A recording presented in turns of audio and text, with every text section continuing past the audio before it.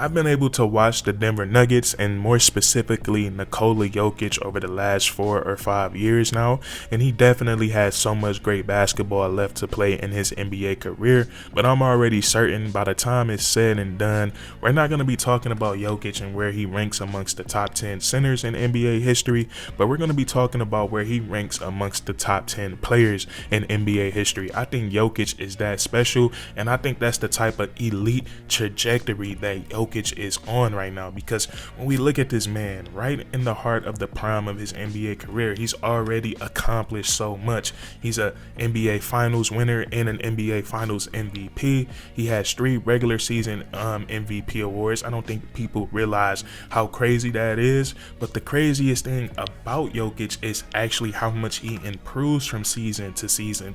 After already being deemed the best player in the NBA, he still finds ways to improve his game and put up even crazier numbers. Because we look at this season, it's hard to say that this isn't his best NBA season. When we look at him in points per game, he's top 3 in the NBA in scoring, sitting at right at number 3, averaging just under 29 points per game. So he's averaging 28.8. I like to round up and just say he's averaging 29 points per game. He's also averaging a triple-double on the season. He's averaging 10 assists and he has 13 rebounds to go with that. So a monster stat line, and what makes this stat line even more monstrous is when we take a look at that efficiency, which has been the big thing Jokic's whole career and why people just love him, because he's so damn efficient and he just gets his offense a quality look almost each and every time down. So we look at these shooting splits. Jokic is shooting 57% from the field, he's shooting 43% from the three-point line, and he's shooting 81% from the free throw line. And another cool stat about Jokic, he's averaging 2 steals per game, and that's because his basketball IQ. We look at the way Jokic runs his offense, we don't think he knows how the opposing teams is running their offense, so he knows how to get his hands in places, he knows when to reach, and he gets in those passing lanes pretty often. So Jokic has been spectacular this season. I don't think people has realized the realm that he's entered into. He's become one of those players where we look at his numbers, we look at where his team is at in the standings, and it's like, how do we not give him the MVP? And the only 2 players I can think of like that that come to the top of my mind throughout NBA history, I'm not sure if it's been players like this in other sports. Maybe they've been saying this about Patrick Mahomes as of late. When he went on his dominant run, he should have been getting the MVP award every single season. That's how Jokic is. That's how Michael Jordan is. That's how LeBron James is. Because we look at LeBron and Jordan, Bron only has 4 MVPs in his NBA career, and Michael Jordan only has 5 MVPs in his NBA career. But we know how many consecutive years those guys were just the flat out the best player in the NBA. So that's the realm that Nikola Jokic, that's the realm that he's entered into as a basketball player, because like we said earlier in the video, he already has 3, and then each and every year he comes in, he's putting up better numbers than the previous season. So and I think this year, if we go off the people that we listen to on the radio, the people that we listen to on TV, when we hear them say all these check boxes for the MVP award, I definitely think Nikola Jokic, I think he checks all those boxes this season. When we look at what, according to the NBA media, what they're looking for a narrative. I think the Denver Nuggets, I think they have their narrative for this season. A lot of people don't realize that they're without Kentavious Caldwell-Pope this season. He might not be putting up crazy numbers with the Orlando Magic, but he fit like a goddamn glove for the Denver Nuggets. He was one of their best perimeter defenders. And we've also seen the Denver Nuggets, they've taken a big step back on the defensive side of the ball this season, and I think a huge reason for that is that they've been without Aaron Gordon for a majority of this season, who took on that role of being one of their best perimeter / one of their best interior defenders, depending on who their matchup is.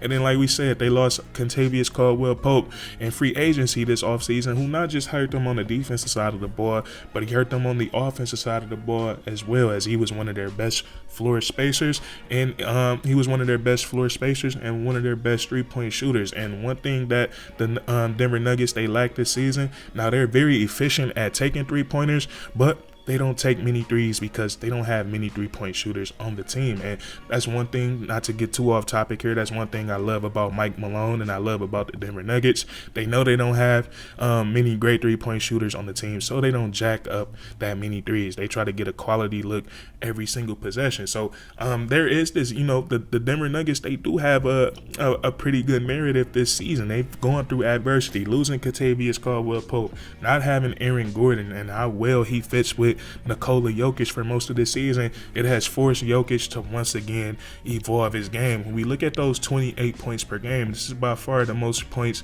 he's ever averaged in an NBA season. There was at one point this season where Jokic just kept going absolutely bonkers. But his offensive game as a scorer, it has no holes. For majority of the season, he was number one in the NBA when it came to 3-point efficiency. And then outside of the 3-point shooting, there's nothing you can do with Jokic. He can put the ball on the floor. His pump fake is so elite. And once he puts the ball on the floor, it's just it's like 1,000 things he can do. And that's what's so crazy about Jokic. That's what I find so fascinating about him. It's like his brain is like a computer, and he always has at least he has the next 15 counters thought about in his head. It's absolutely so crazy. But he has insane post work. He can catch it off the 2-man game with Jamal Murray, get to that one foot floater. Or once again, Jokic as a short roll man,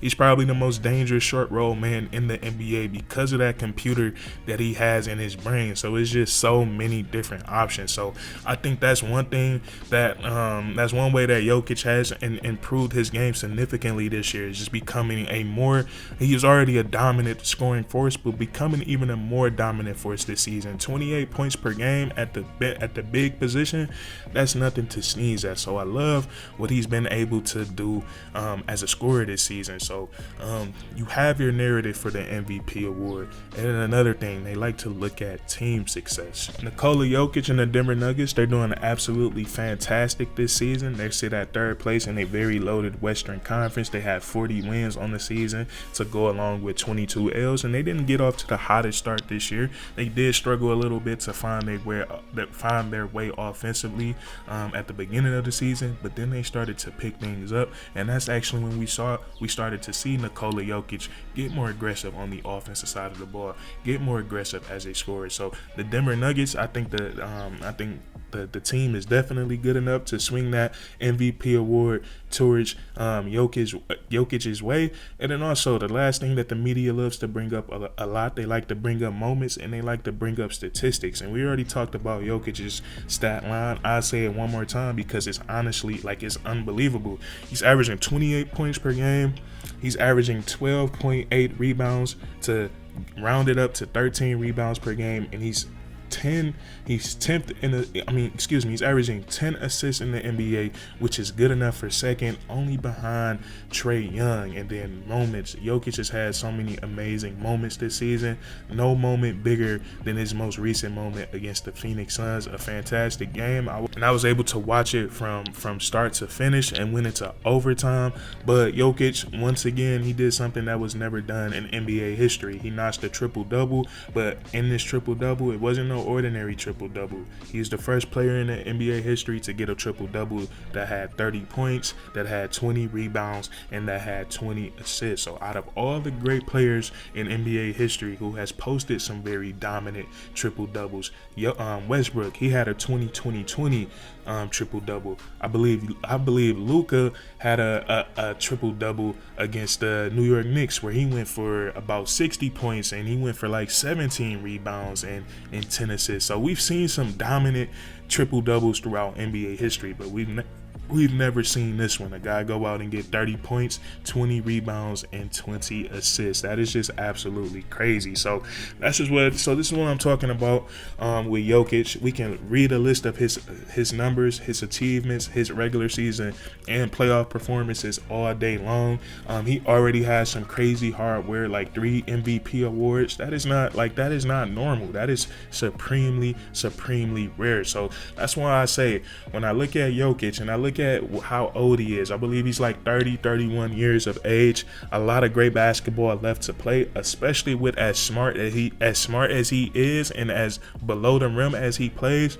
Jokic can play for as long as he wants. So it's no telling how much by the time he retires, how much that hardware is just going to continue to pile up and pile up. So I'm very excited to watch Jokic over these last couple of years, even though it's like a love-hate relationship with me, because I'm a big-time LeBron James fan, and I've had to watch him send Bron home 2 years in a row.